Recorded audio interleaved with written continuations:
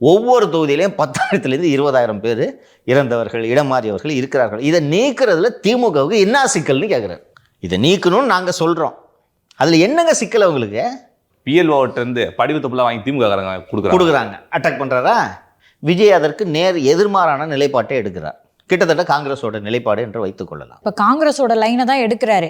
திமுக ஆதரவாக தானே காங்கிரஸ் பேசும். ஒரே கூட்டணியில் இருக்காங்கல்ல. அப்போ நீங்கள் அந்த லைனையே எடுக்கிறீங்க.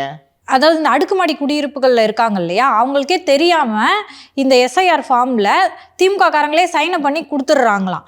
திரு விஜயோட குற்றச்சாட்டு என்னன்னா, ஜென்சி ஓட்டுக்களை அவங்க நீக்கிடுவாங்க அப்படின்னு அவர் சொல்கிறாரு.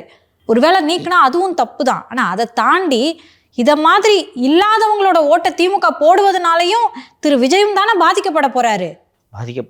மாலதி. அப்போ திரு விஜய் அவர்கள் என்ன சொல்லணும்? எங்க பொய்யா அவங்க ஓட்டு போட்டு ஜெயிக்க போறாங்கன்னு தானே அவரோட கான்சென்ட்ரேஷன் இருக்கணும். விஜய்க்கு எல்லாமே சிக்கல்.